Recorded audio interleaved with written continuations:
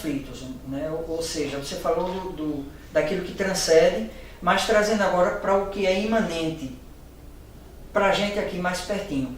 Enquanto cristãos, quem é cristão no caso, enquanto cristãos, a gente tem uma identificação maior do Deus ou da palavra com o campo da esquerda ou com o campo da direita. De quem é esse legado, né? Como é que a gente se posiciona?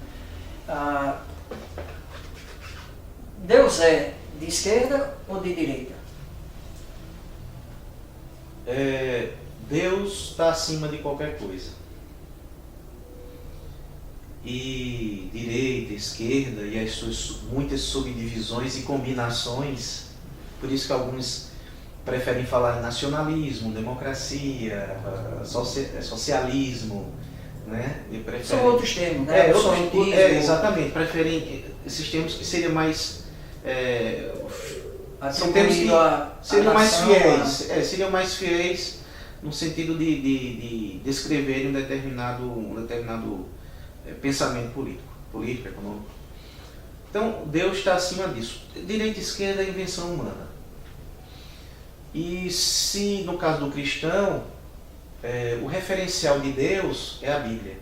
Sendo que a Bíblia terminou de ser escrita 70 anos depois que Jesus morreu. Então, ela fechou o cano em mais ou menos 90, 100 depois de Cristo. Nós estamos em 2019.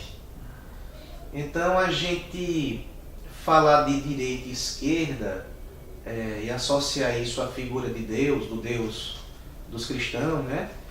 É um anacronismo, é algo muito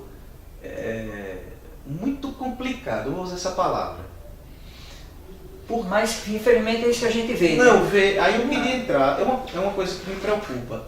No ano passado, nas redes sociais, as pessoas, inclusive da mesma congregação, da mesma igreja, do mesmo espaço físico em que adoravam a Deus e cantavam e se viam, diziam, olha, se você votar, isso principalmente no segundo turno, se você votar em tal candidato, você é isso. Exato.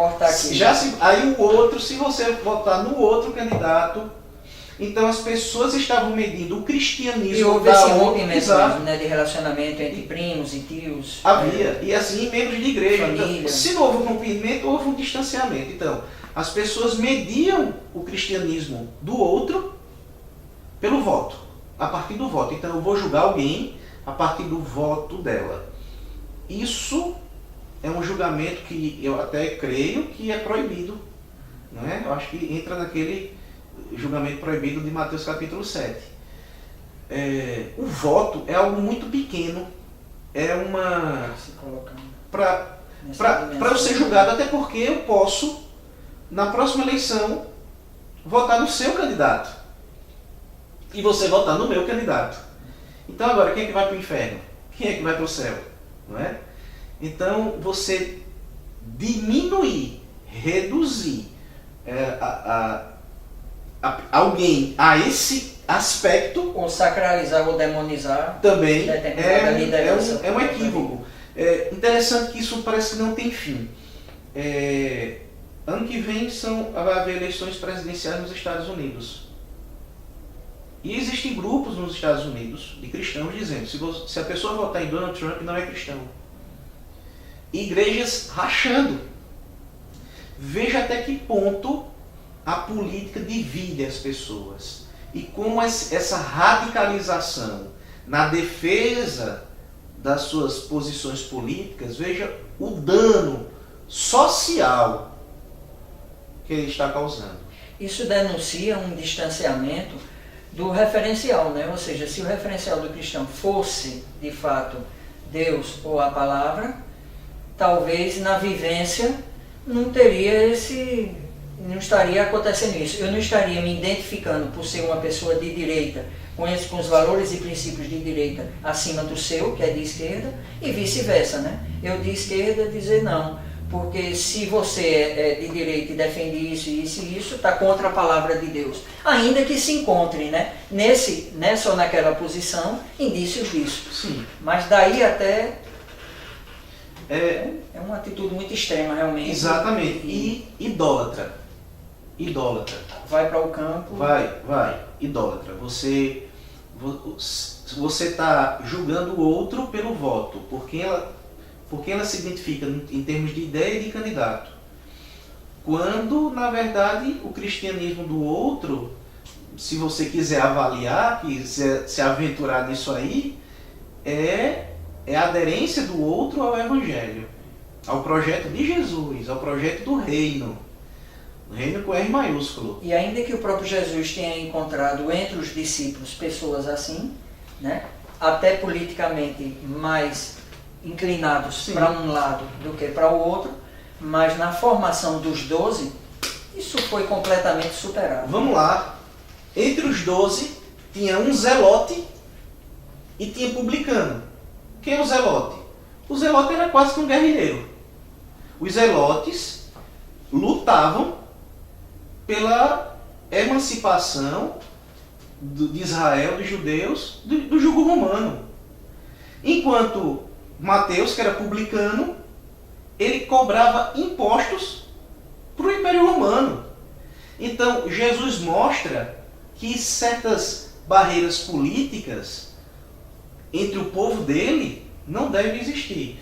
E como nós estamos numa democracia, a gente aqui não está numa monarquia, não está em partido único, claro que a vida é bem mais complexa do que no tempo de Jesus, mas existem princípios ali que os cristãos não devem nunca se esquecer.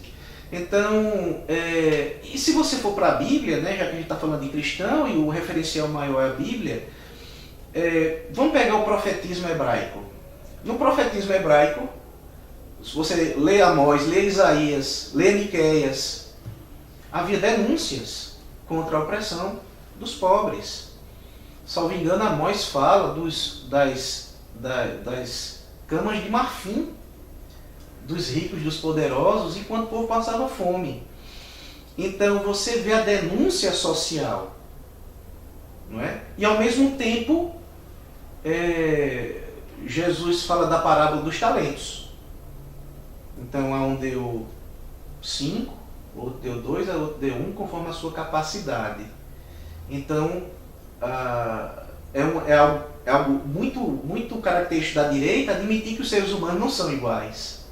Não é? A própria liberdade individual, porque também ficaria algo mais puxado para a direita, porque os críticos da esquerda dizem que a esquerda o coletivismo, então você se perde, né? O indivíduo ele se perde, então ele vira categoria e o Estado é que tem que dizer até a pasta de dentro que ele tem que usar.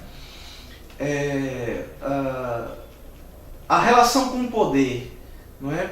Por exemplo,